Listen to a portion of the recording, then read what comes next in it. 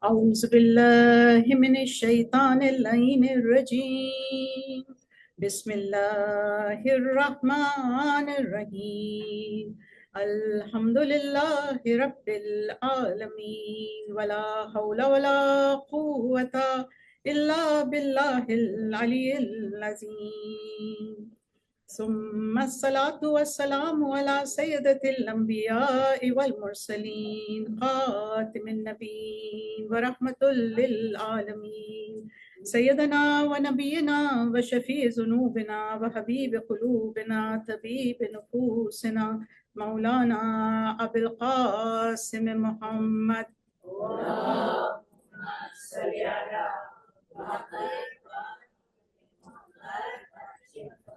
ثم الصلاة والسلام على آله الطيبين الطاهرين المعصومين المظلومين الذين أذهب الله عنهم الرجس ويطهرهم تطهيرا اللهم صل على محمد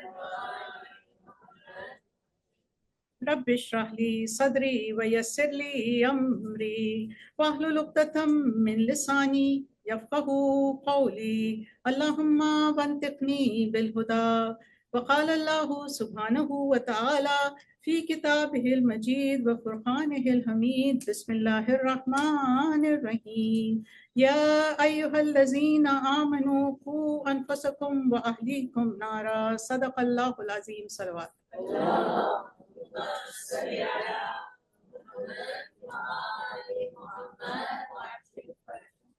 My mothers and sisters in Iman, Assalamu alaikum wa rahmatullahi wa barakatuh.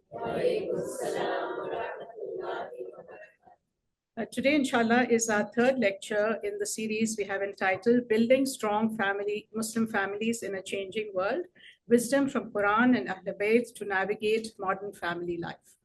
So we started by looking at the verse for inspiration, which is from Surah Tahrim, which is chapter 66, and it is verse 6, where Allah is addressing all believers, not just people who have families, who have children, who have siblings. It is addressing all believers, and it is asking us to save ourselves first. So it's very important. It starts with the self, and then it goes on to wahlikum, and your families from a fire. We talked a lot about what a fire represents, what are some of the qualities of a fire, what happens when a fire is left uncontrolled. Then yesterday, we started talking about the blueprint of a family, what the Quran and the Ahlul Bayt teach us about what is the foundational principles of a family.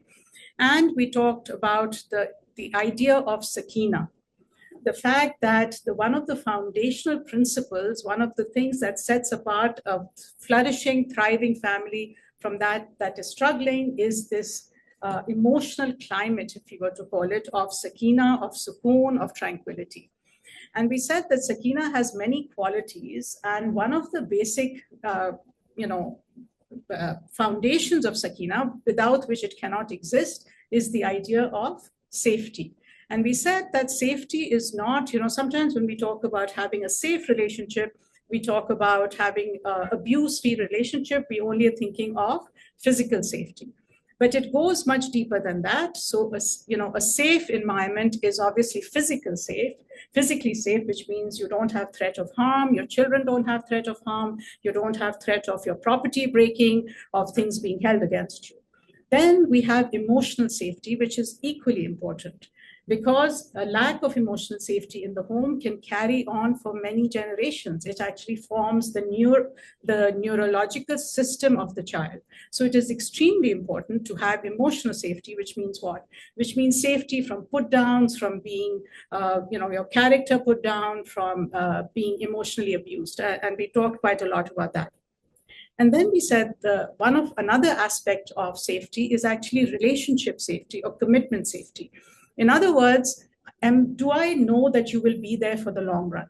Because if you're not, then why would I invest in a relationship? Why would I do the work that makes it thriving? Because it is hard work.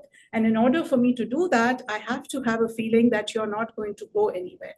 And we also talked about the fact that, yes, divorce is permissible in Islam. It is definitely a way out for many relationships. Not all relationships can be saved or should be saved. However, divorce should not be used as a bargaining chip. It is a way out when you have exhausted all other possibilities. And relationship safety starts with, you don't threaten it by threatening divorce, by threatening to leave, by actually leaving either the marital bed or the marital home as a bargaining chip. Okay, so that's where we got. We also spent quite a bit of time talking about Imam Ali alayhi salam's hadith,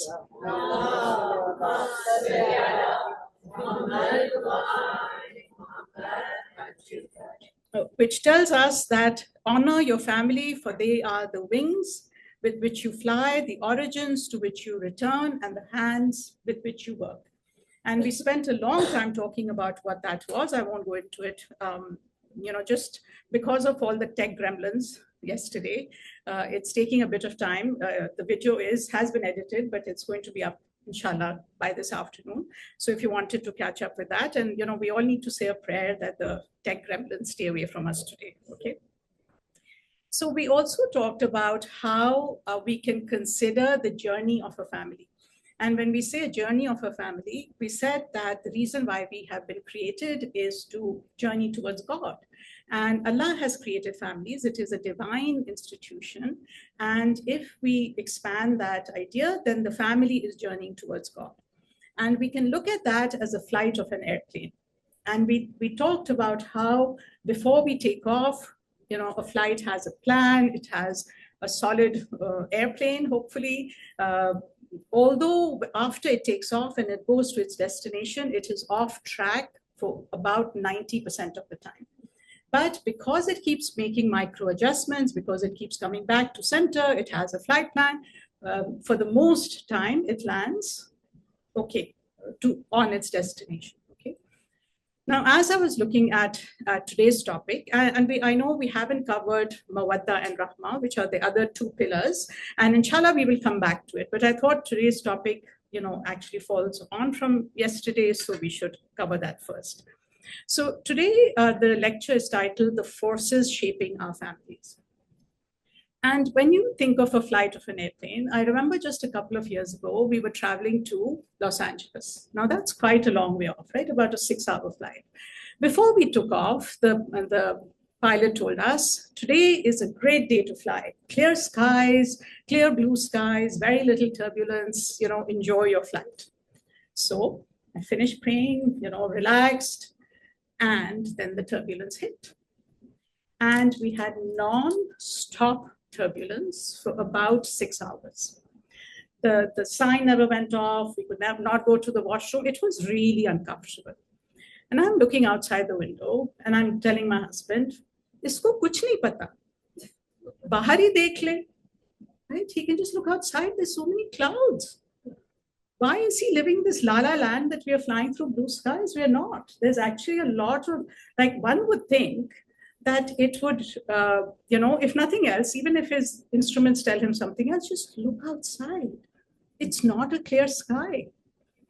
And so you can imagine the kind of stressful, intense ride we had. The turbulence was there for sure. What was really anxiety provoking was this. The pilot had no clue. He was living under this impression that we're going to be flying through clear skies. And there were so many external forces that were acting on the plane. Were those his fault? Of course they were not. But one would expect that he would have advised himself of the weather before flying to Los Angeles, right? And so, as it happens, Allah works in mysterious ways. This is actually a perfect analogy for our families. Many times, I don't know about you, I hear lecture after lecture, and we're told, yes, the children are like this, and the parents are like this, and last night I heard the women are a problem. And really, when I work with families, what I'm looking amongst whoever I meet, people are trying very hard. We are, we are intentional. We try to educate ourselves. We are working really hard. And, so maybe it is not our fault. Maybe we actually need to look outside the airplane and see the clouds that are surrounding us. What are we flying through that is causing all of these disturbances? So, with that kind of frame, like today is going to be hard. If those of you who know me know, like I like to laugh, I like to be light, and sometimes, we have to be real. We have to look at what is happening, why is it happening, so that we can be more intentional, so that when we're putting effort, that effort is not misplaced. I'll give you an example of misplaced effort, okay? Now, I remember when my kids were growing up, I used to take them to 100 classes. Anyone here do that? From class after class, this and that and the other, okay? So working very hard, trying very hard, and being exhausted in the process. And then obviously, because of the work I do, I came across a study which told me that none of this matters. None of this matters. What matters most is a family that eats together in the night, every day. That's what matters. What matters is that the mother's happy, because you've heard me say this before. When mother's not happy, nobody's happy, right? So this is what I mean by misplaced effort. We are all working hard. When we know what we're up against, then inshallah, we can put the effort in the right direction. So I was really, because, obviously I'm a geek, so I look at a lot of research. And I was looking at the research and I was thinking how to put this in a term that is digestible, because at the end of it, you're not here in a university lecture. Right? So I thought, let's talk about a family. Let's talk about a family which is from a small town. Now, those of you who are in Africa, you can imagine it's a small town in Africa. Those of you who are from the subcontinent, you can imagine it's a small part of Karachi. If you're from, Mumbai, imagine that, okay? So you're a small town and there's a woman here. Her name is Bibi, okay? Her kitchen does not have a door that closes. It doesn't need one. By mid-morning, there are 3 other women in it, a sister-in-law, a neighbor, an annoying aunt who is not technically an aunt, but has been called Khala or Masi for as long as anyone can remember. And they're not visiting, by the way. These people live like this. The children of the house are not only Bibi's children. They belong in some functional sense to every adult on the street, fed by whichever kitchen they wander into lunchtime after spending a lot of time playing outdoors, corrected by whichever elder catches them misbehaving, taught by whichever auntie happens to be peeling potatoes when a question about Allah or namaz or roza comes up. And when Bibi makes her biryani on Friday afternoons, she's not only feeding her family, she is transmitting something. Her daughter watches her hands, smells the oil heating up exactly to the right temperature, a thing no recipe card has ever successfully described. And here's for the 100th time the story of Bibi's own mother making the same dish, and what it meant to make it here in this new place with spices that had to be substituted and the ones that against all odds could still be found. Now, Bibi does not know this, but a researcher named Susan Pinker would later spend years studying exactly this, what she calls the village effect. Face-to-face daily human contact as something the body and soul were built to require. Many times when we read about Sile Rahmi, we do not put it in the context of how, I always, and this is one really foundational thing to keep in mind, right? Islam is not scared of progress. This is not about going back to some mythical time. It is about recognizing what the creational design is. How did Allah create us? And if we are living in alignment with that design, does that make sense? So, again, and, if we look at Imam Jafar Sadiq al-Islam,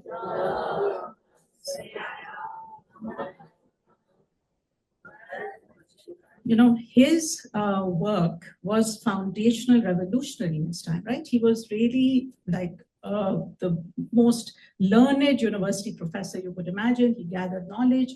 And none of our Aimma, by the way, the Prophet ﷺ, had great respect for youth. They had great respect for progress. So this is not about dissing progress. I really want the young people to hear this, right? It is about where are we going? And is this in alignment with our creational design, which does not change? Which does not change. Our human needs. So why am I talking about the village? Because Allah made us wanting to be connected. The nuclear family cannot provide that on its own. We need relationships outside the nuclear family. So how the village was dismantled. Now Bibi's daughter, let's call her Shireen, grows up, marries, and it is in the late 70s, okay, or 80s, doesn't matter, and she moves to Toronto. The reasons are good reasons: opportunity, education, a passport. Those of us who are from Africa and Pakistan, we know the value of the blue passport, yes? Opens doors that babies could never, right? And Shireen is proud. And she is also, though she does not have language for it, alone in a way that her mother never was. The house that Shireen moves into is bigger. It has a door that closes and mostly stays closed. The street outside is quiet in a way the street back home never was, because everyone was inside. And now, behind their closed door, living their self-contained life, her children still play outdoors when the Canadian winter will allow them to. But she needs to be watchful about their safety. Now, nothing's wrong in Shireen's life, right? The neighbors are kind, they wave, but obviously they won't think of walking over unannounced. They don't know if the family is suffering. They only see what is on the outside, right? Now, Shireen still makes biryani, okay? But she does it alone, in a kitchen with the door closed, while her own daughter does homework in another room. The recipe survives the move across the ocean, but the kitchen full of women does not. And this is precisely the shift that a Harvard political scientist named Robert Putnam spent decades in his landmark study, which is called Bowling Alone. What he said was that people are doing many, many more things, and they are doing them alone now, mostly, okay? And also, there's another historian, never mind the name, they say that this idea of a traditional family, this two-parent, two children ideal family, is a very, very recent thing. And like I said yesterday, actually, that the nuclear family is not traditional, okay? Traditional families were not like that. And it is, for the most part, a failed experiment. Now let's move on to Shireen's daughter. Okay? She has a daughter named Amina. She grows up in that quieter house, and by the time she is a teenager in the early 2000s, something else has arrived that Shireen never had to contend with: the internet. And long after, a phone that goes everywhere with her. Now, Amina is not unloved, she's not neglected, she has loving parents, and she has the constant hum of being reachable, giving her something that feels like connection. But unlike Shireen and Bibi and the generations before, Amina socializes mostly with her peers. Even when she goes somewhere, and we've all experienced this, right? The youth, the children, the youngers, they're all in a room by themselves on their phone, talking to somebody who's actually not in the room. So, by the way, Amina and most of her friends struggle with anxiety and depression. But she doesn't understand why. When she goes to Shireen, her mother says, "You have everything. What do you have to be depressed or anxious about?" So mother doesn't understand. And, Shirley Turkle, actually she wrote a great book called Alone Together. And in that she says that, this sociological phenomena of all of us kind of bowling alone, being in our own little world, our own little environment, is actually, again, she didn't put it in those words, but my understanding is it's against the creational design. We are not meant to be communicating mediated through devices. It is actually taking something fundamental from our well-being and from our relationships. Then what happens? This is, and again, till I started, I've been thinking about this particular thing for a while, but it actually made sense when I put it into this logical consequence, right? Throughout history, children have needed adults. We know, right? Babies need adults, obviously, because they're a means of survival. As children grow up, they also need adults because adults teach them. They teach them basic life skills. They are the reservoir of knowledge and wisdom. Or at least they used to be, right? It's no longer the case. Now, Amina has a niece. Let's call her Z. Why? Because she's from Gen Z, okay? Z wants to, she's quite interested in cooking, and she also wants to make biryani. She's eaten Shireen's biryani, she's heard about Bibi's biryani, and she wants to make biryani. Where do you think Z is going to go to learn to make biryani? Sorry? Yes, YouTube, TikTok, Instagram, you name it. Okay. So, will her biryani turn out fine? Absolutely. She will have learned it quicker because the video is much more precise. Like when my kids teach me cooking, they say you're useless because you're an artist. We're not artists, right? We need to know the plan. So the thing is that she will learn how to make biryani. Will she have lost anything? No? Really? The family touch. She will never know what the kitchen felt like when Bibi was making it. She will never know why they picked that cut of meat, why the size of the pot was something like this, right? She will never know the history behind it, okay? Human researchers call this tacit knowledge. One thing is that you learn by books, by videos, whatever, and the other thing is what you learn by what Islam calls suhba. Suhba means what? Presence, sitting with.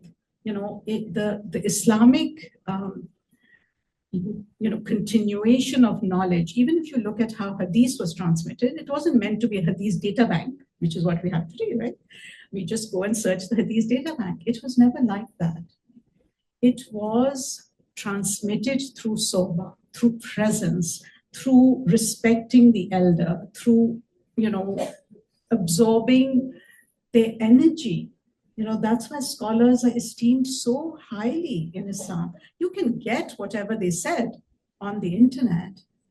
You cannot get how they walked, why they closed the tab while they were doing the Zoom, right? You can't get all of those things from a book. So we, along the way, just a normal thing like biryani, right? We have lost a lot along the way. Now, interestingly, when I know a lot of food bloggers quite well, not a lot, but a few. And when I read food blogs, when I'm looking for recipes, it's actually very annoying because they will give me the whole history of their family, what it means to them. But do I care? Not really. Why? I am looking for the recipe. But here's the thing, that if it was my family, I would be interested. Right? So it's very interesting that there are people trying to recreate that, what we have lost. But we need to do that in our own families, not absorb somebody else's family story, because if we don't know them, it doesn't mean anything. Does that make sense? Hopefully no one will make biryani again without thinking of this. Okay. Now the thing is that we did not invent this. The Muslim family did not invent this, right? Is Z to blame for what's happening? Is Shireen to blame? Is Amina to blame? None of them. These are the clouds that are going on outside the airplane. And let's go a little bit deeper into how it shows up in our homes. So I just mentioned this concept that I heard a friend who's a university professor mention, and he called it the skull-sized kingdom of the ego, right?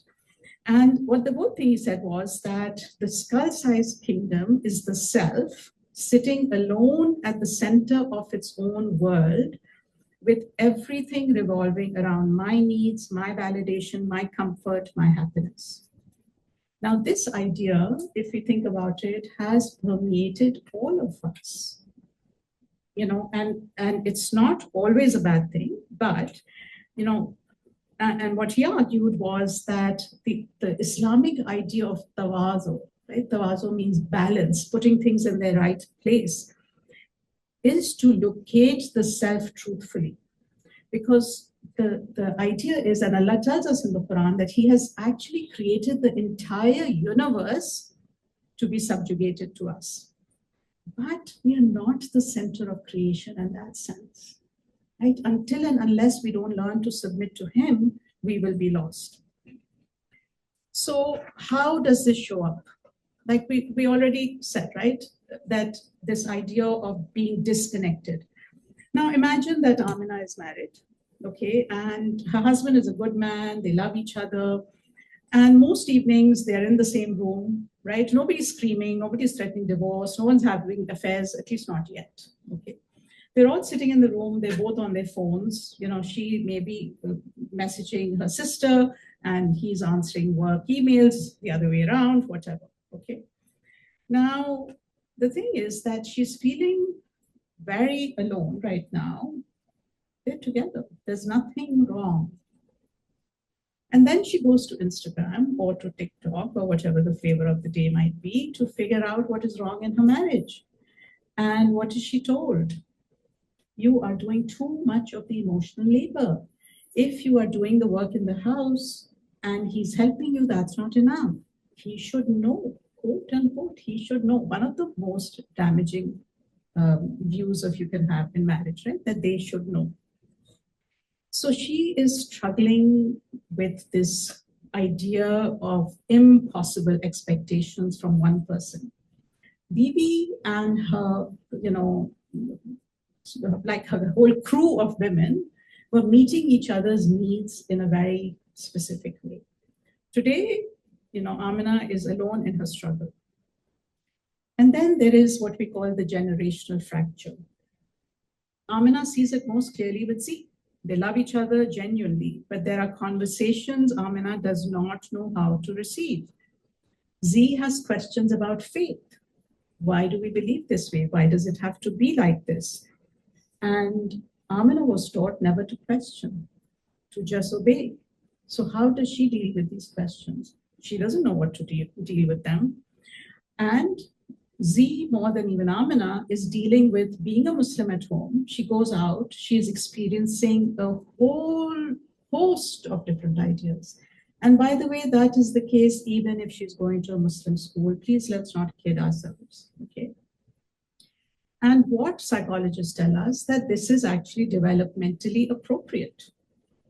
In adolescence, children try to find out who they are. Who am I? What is my identity? All of these questions are not wrong.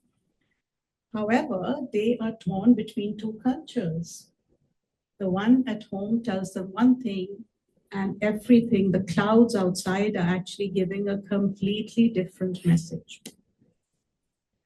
Now, the Yaqeen Institute, which many of you may have been familiar with, they have a lot of really good research papers, right? And they did one on Muslim youth identity, and they said young people who experience their faith as a cage, like you come home and you're told, don't do this, don't do this, don't do this. So what are they experiencing? Only a set of restrictions.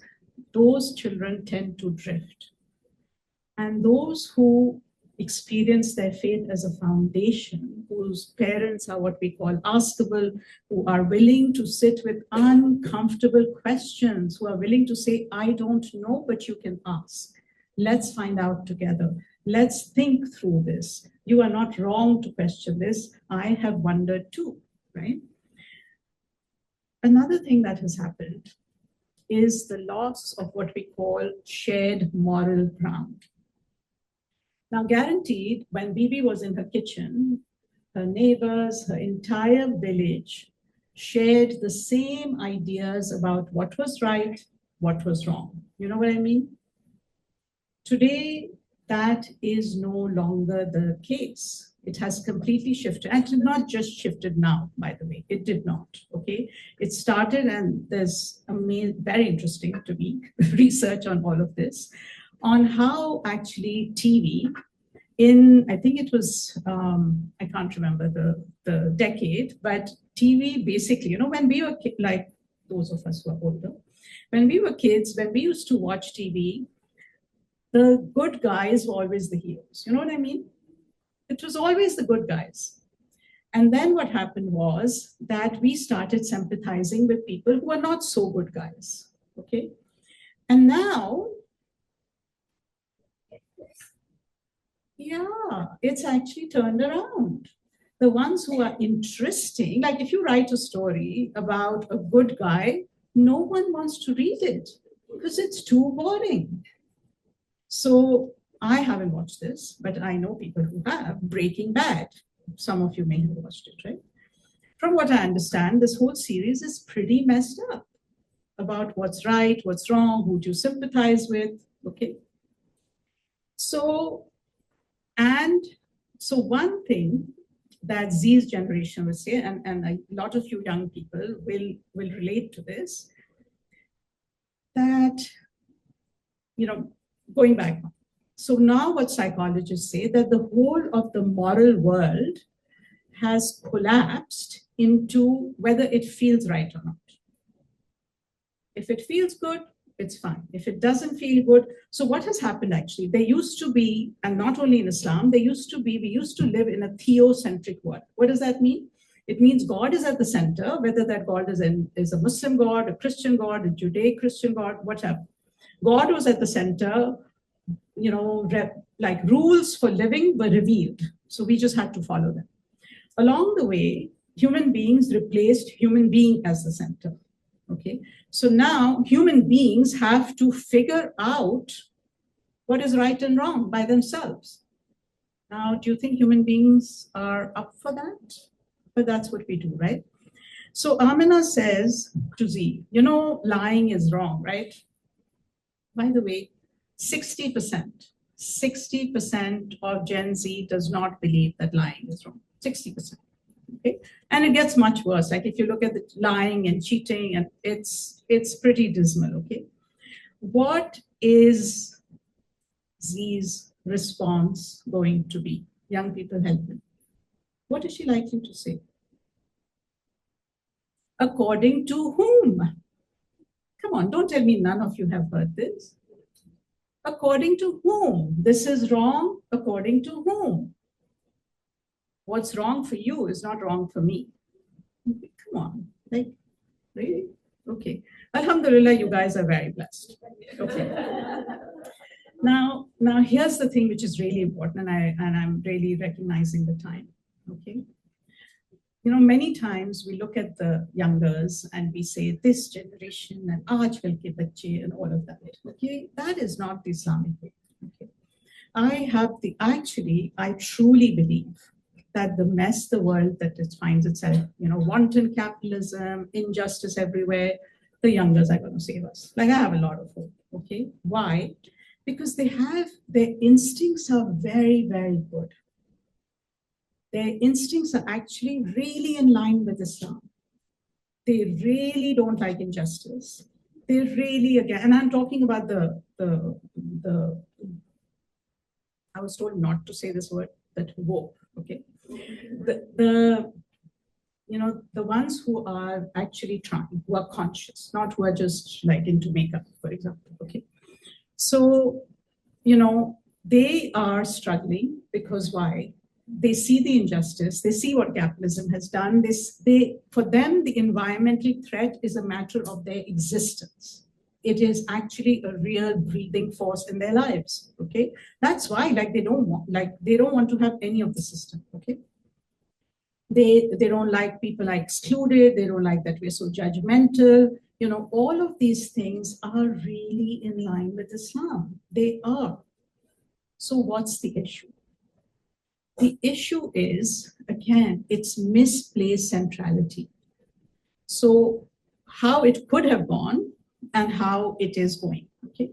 So how it could have gone was, yes, wanton capitalism, injustice, all of these things, not right.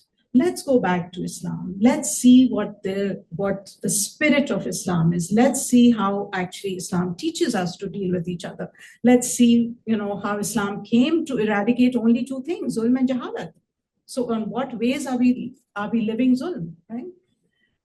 For most of this generation, they're not going down that path. Because of humanism, because of putting human in the center, they actually believe they are the saviors of the world.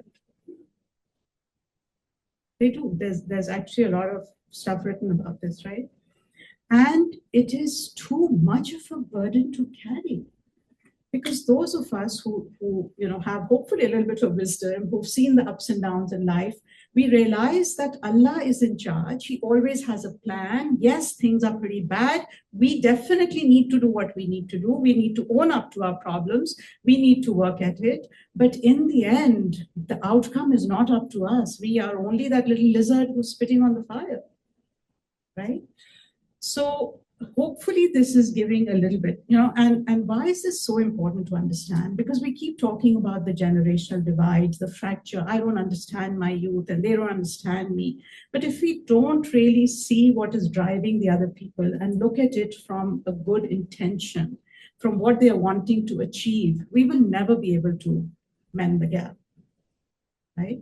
So, and I would really like to hear later, whatever, from young people, if this is on track, if I've missed anything, because this is how we learn to work together, is to have these difficult conversations with each other and own up, like our generation, my generation, I'm older than a lot of people, we have created a lot of messes, right? So, I mean, the billionaires of the world and, while people are struggling and what the destruction of the environment and all of this, right? The youngers did not create this. So why is Muharram a perfect time to talk about this? It's because when Imam Hussain, again going back to the two ideas, right? Resistance and reform. Resistance and reform. And this is true in every single generation. It doesn't matter what the issues of the time are.